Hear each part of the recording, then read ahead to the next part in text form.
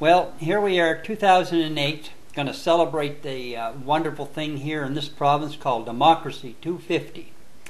And we have two proud former premiers heading the helm here, John Ham from the Conservative Party of Nova Scotia and Russell McClellan from the Liberal Party of Nova Scotia. Two political parties that have forever in a lifetime governed this province and took us forward into the year 2008 with a growing debt of almost $13 billion. These gentlemen have nothing to be proud of what they've done for this province. What they have done, they have sat at the helm of two political parties who have been used to hijack the people's government.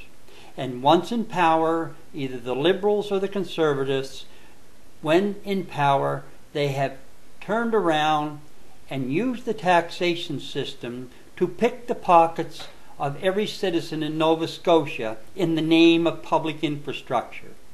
Then once those resources have been collected and put into the coffers of the revenue, they have taken money out of those coffers and used them to finance the business friends belonging and well-connected business friends to the prospective political parties.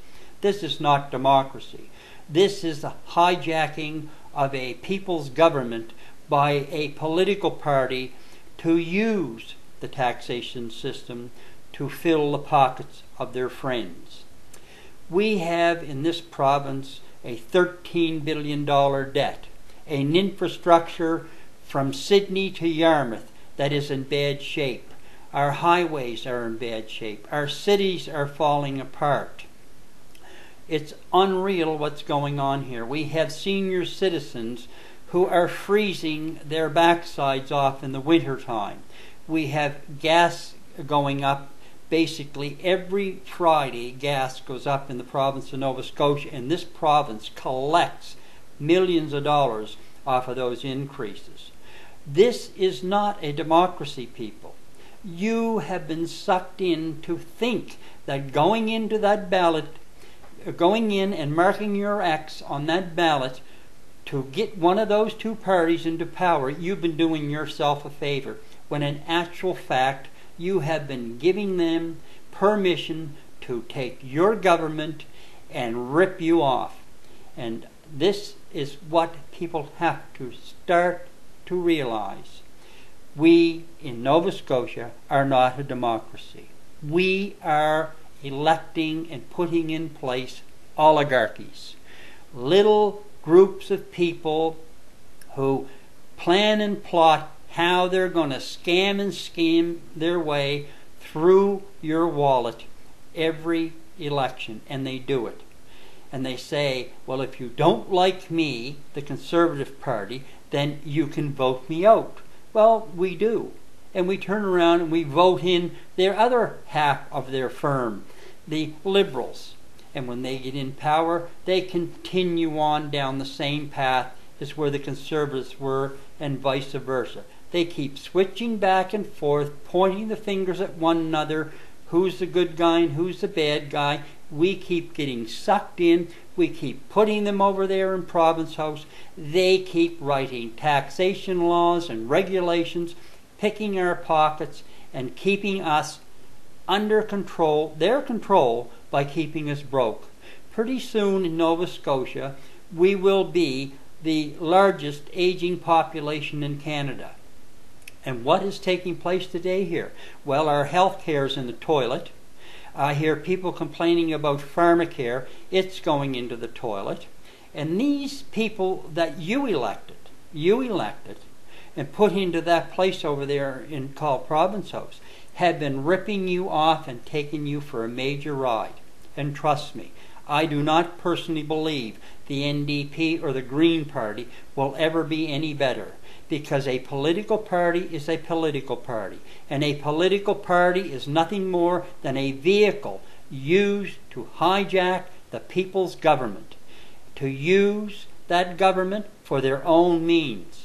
If we are ever to bring this thing around and get representation in Province House for the people, then we are going to have to start running independent candidates in this province. We are going to have to not only run them, we're going to have to elect them. We're going to have to make sure that every constituency has a constitution that makes that candidate beholden to the constituency. That there's no control given to that candidate that the constituency does not have any say over.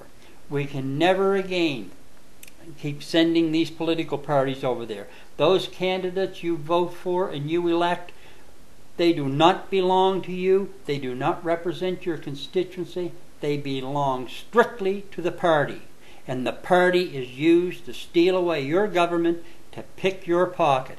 And for the love of Pete, people, we've got to wake up to this. The media are party and parcel to this racket. They are, when you look at the media these days and you look at government, there's no difference. I can go to any government department right now in Nova Scotia and I'll find a former reporter or journalist working for the government as a spin doctor. So the media in Nova Scotia has been in bed with the political system, and the both have been putting the screws to us. It's time that people realize you are the taxpayer, you pay the bills, you have the say.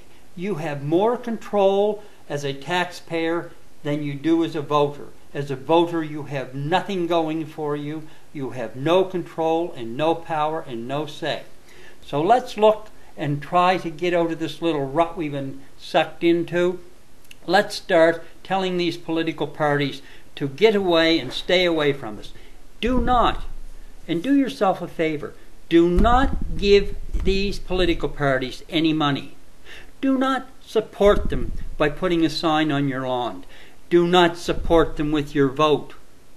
And keep this in mind. Why do you think that the political parties in this province decided to put in place legislation that when I go to vote over there or you go to vote over at the polling station, that every time we vote, they automatically get $1.65?